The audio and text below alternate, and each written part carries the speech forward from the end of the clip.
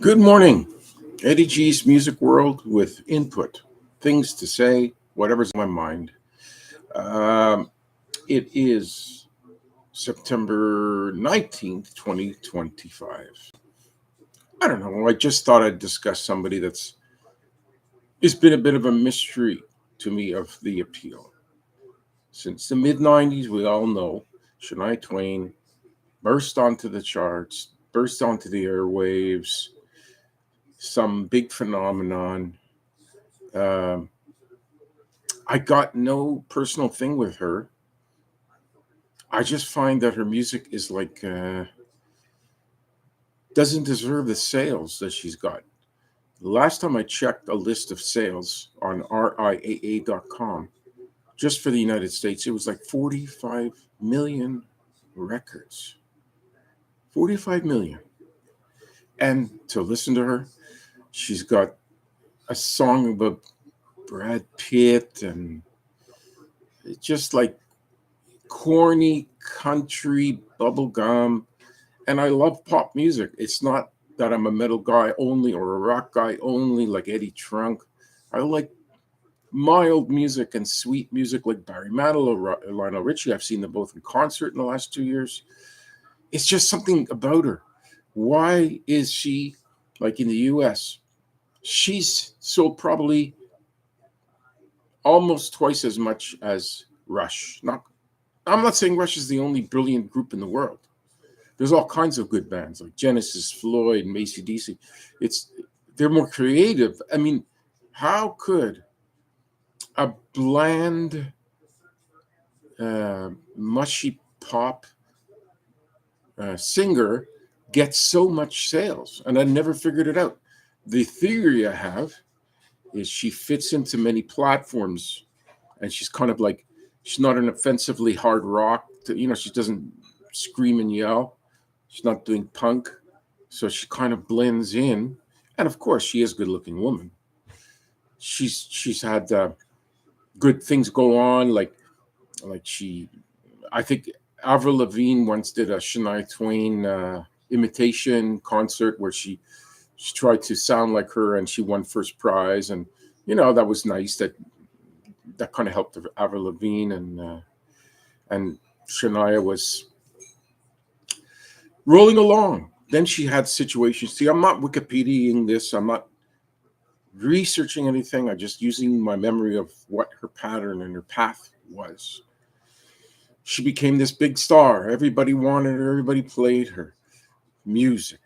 Then she got into a thing where her husband, a superstar producer named Jeff Mutt Lang, who did AC/DC and many other rock albums, and including Shania's albums. He married her, and obviously there were albums that he produced, and he helped her career. And then he cheated on her. But she managed to get through that. There was a hiatus. All of a sudden, you don't hear Shania Twain music for years, and then she's got commercials going. Her music is played again a lot. And she's doing shows. Like, hold on, what happened? She just like renewed her career. I don't know how she did it. Good for her. But I'll always go down and saying the same thing about her. I don't get it.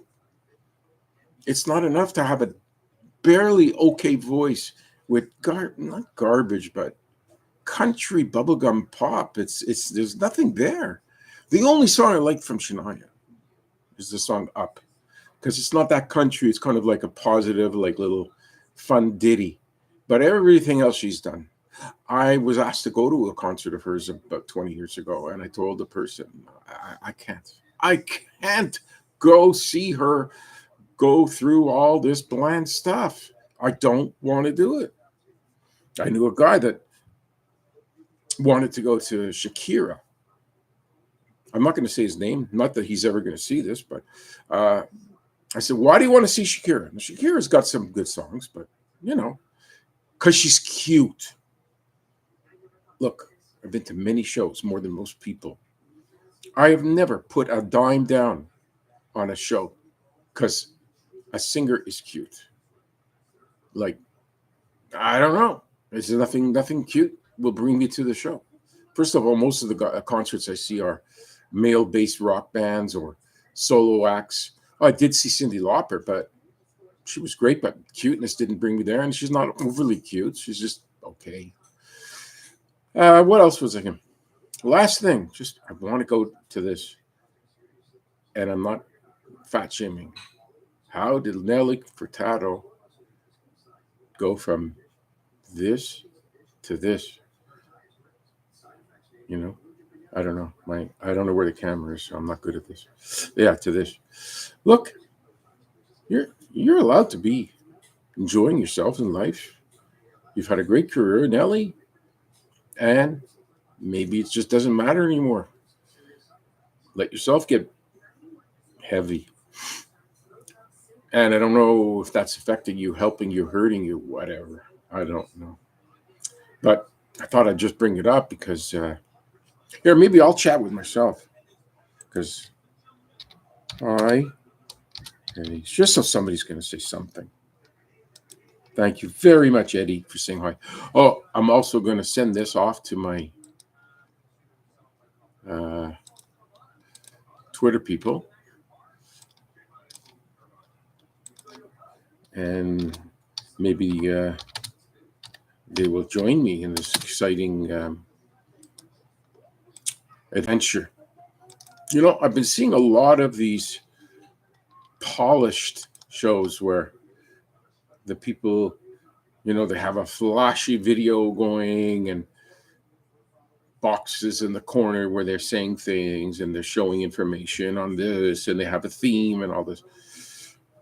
I should do something like that because my knowledge of music is, I don't know if it's superior to everyone because it's not superior to people who are in the business and making money at it because that I've never been able to pull off. But as far as knowing about music, hits, who did what song, I'm one of the few that can say without bragging that I've won multiple contests about music, but I don't know if I should really toot my own horn. I think more people would hear my tooting of the horn in traffic than they would on this on YouTube. But one day, who knows? I'll just keep saying what I feel and feeling what I say. So everyone,